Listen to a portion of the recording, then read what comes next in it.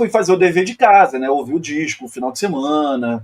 Eu não tenho físico o EP anterior, né? O verde, que é Finizáfrica.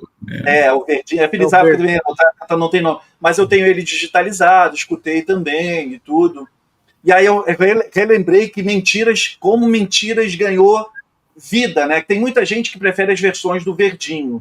E eu gosto muito. Mas Mentiras eu abro uma exceção. Mentiras daqui ficou muito foda. Acho que ganhou, tem mais brilho e tudo. A tua voz, você tem uma voz grave, bonita, e a Mentiras lá do verdinho, você canta assim mais grave, né? E aqui você sobe, assim, fica lindo, lindo, lindo. E fazendo o dever de casa, fui procurar material na internet e tudo. E aí, óbvio, né? Tem ali, aparece o verbete Finizáfrica, banda no Wikipedia.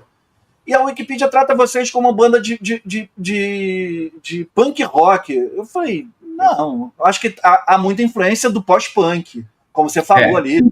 Siouxsie the Bench, The Police, Echo the Bunnymen, Bauhaus. Mas do punk rock eu não vi nada, assim. Eu falei, Wikipedia, você tá... Por isso que, assim, galera, não levem tudo a sério que o Wikipedia fala.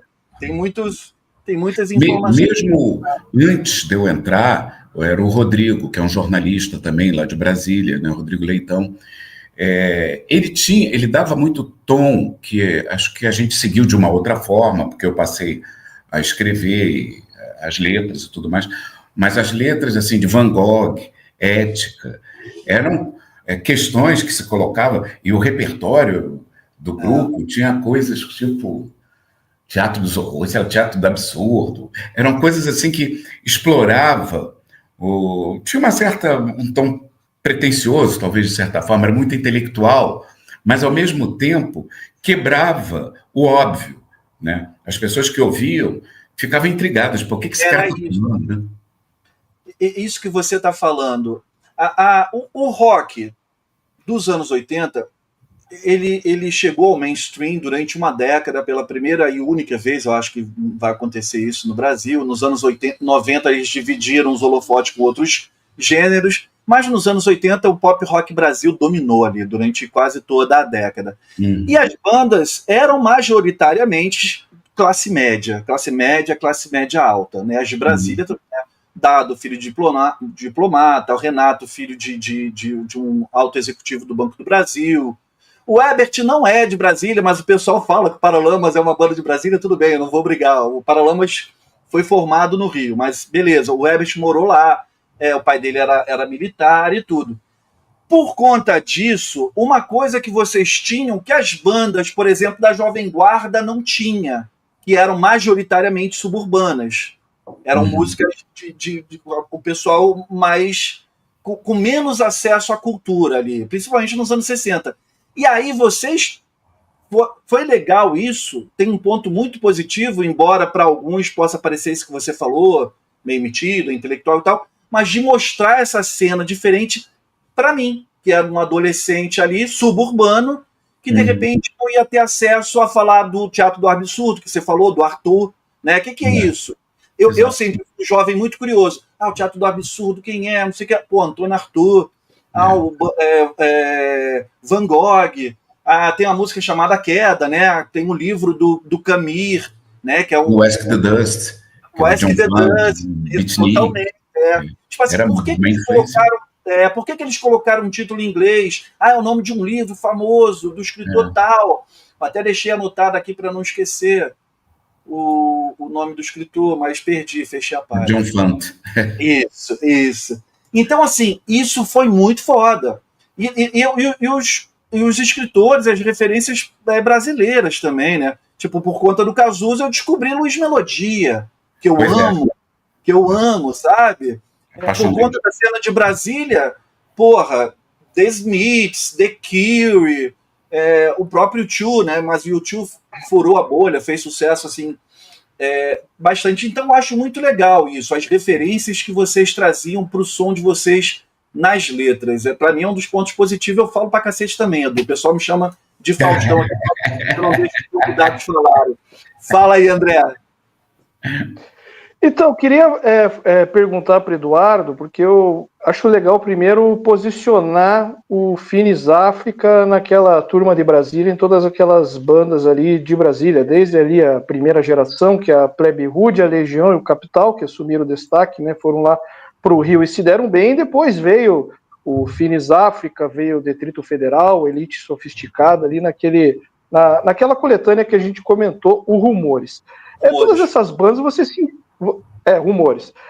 Todas essas bandas você percebia que vinha totalmente influenciada ou pelo punk rock ou pelo pós-punk, né? O Finis África, de repente, foi a primeira ali que incorporou aquela questão do funk, da coisa mais quebrada, do black music, que nem o Eduardo comentou. Então, depois dessa contextualização, eu queria saber como é que foi chegar para gravar esse som, um som tão diferenciado das outras bandas de Brasília, lá na gravadora e na EMI, e como que foi esse processo de fazer o primeiro álbum, aquele verde, né, que revelou as primeiras canções, para depois chegar na EMI e gravar o primeiro álbum de 1987, aí, que é um álbum aí que estourou, deu chacrinha, deu todas as rádios e deu bastante sucesso aí para a banda. A história é bem tortuosa, assim, né? Porque o Rodrigo fazia parte do Finis e tal, e eles se desentenderam. Eu já tinha um grupo chamado Virgens, que o Loro Jones, que era guitarrista do Capital Inicial, tocava baixo, e o Zezinho, que já era do Finis, tocava guitarra. E a cada ensaio, a cada show, era um baterista diferente. Mas era assim divertidíssimo. Até que o Zero foi tocar em Brasília. E aí eles foram tocar num teatro legal junto com o Capital.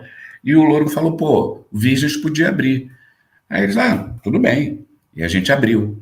E nesse show foi o Neto e o Ronaldo, né, o baterista do Finis, e gostaram, acharam bacana e tal, e se aproximaram, vieram conversar comigo, perguntaram se eu não tinha interesse e tal. Eu falei, não, beleza. Nesse então, o disco Rumores ainda não tinha sido lançado. E o Isnaldo Lacerda era o dono da loja de discos, chamada Sebo do Disco, que lançou, né, o Rumores e tal, tinha feito a proposta para o Finis de gravar um disco só com Finis. Mas, como Rumores ainda não tinha sido lançado, ele falou assim, já que vai ser você o vocalista e tal, melhor seria que fosse a tua voz. Aí eu fui para Belo Horizonte, junto com o Detrito Federal, tentar botar a voz nas músicas do Rodrigo. Mas não deu certo, enfim, foi meio caótica a viagem, tudo. Eu desisti, mas o lançamento do Rumores já foi comigo, né? Depois veio, então vamos fazer o disco de vocês, né? Dos 4 grupos que tinham participado do Rumores, eles escolheu o Finis África para gravar um disco. E a gente escolheu por aquele... exato, esse disco tem essa peculiaridade desse 45 RPM, né? E todo mundo, pô, ninguém fazia isso, por que vocês inventaram de fazer isso? A qualidade do som fica muito boa, né? Não só isso, o Isnaldo conseguiu alugar o estúdio do Rogério Duprá, onde o Mutantes tocava, com aquele equipamento de Arnaldo Batista, aqueles amplificadores de baixo que você tem que ligar 1 hora antes para aquecer uma válvula desse tamanho, a hora que pega o baixo vai... Bom, né? Foi maravilhoso, né? Era o Bemol, lá em São Paulo. Mas é o seguinte, né? O orçamento sempre mínimo. Nós conseguimos gravar 6 músicas e mixar em 24 horas. Nossa! 24 horas de estúdio. Foi um fim de semana, uma tacada só. Sentava lá, entrava e pau, pau, pau, pau. E muita coisa, inclusive de arranjo, surgiu dentro do estúdio, assim. O Neto, por exemplo, quando viu aquele Steinway, cauda comprida, né, completão, tá, ele, pô, vou fazer umas frases de piano para por aí. Aí tem coisas que foram saindo na hora da gravação. Mas chocava um pouco, inclusive os técnicos de som que trabalhavam. A gente chegava e encostava no cara, pô, e aí, cara, o que tá achando do som?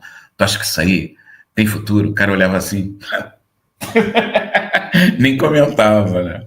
No entanto, o disco verde era um disco independente, né, com uma tiragem pequena, uma distribuição pífia, mas foi cair nas mãos de Marcelo Mansur, o Memê. Memê, naquele tempo, trabalhava na Transamérica.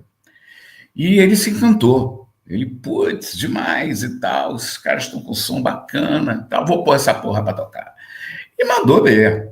E botou no circuito nacional, né? Conseguiu botar na Transamérica de Manaus, Brasília, Rio Grande do Sul, tocou geral, Rio. E teve uma receptividade muito boa. E isso abriu os olhos lá da EMI, né? E Renato Russo, né, que já estava dentro lá, já tinha lançado um disco, falava com o pessoal da gravadora, com o diretor artístico e tal. Então, a gente decidiu empacotar as malas e partir para o Rio com aquele disco embaixo do braço, né? Uma mão à frente e outra atrás. E o disco embaixo do braço. E deu certo, vingou, né? A Fluminense também tocava muito vocês, a Estácio também. É. Isso era legal. Eu lembro de ouvir Pretérito na Fluminense.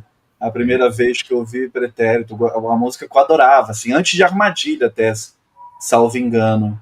Muito bom, muito bom.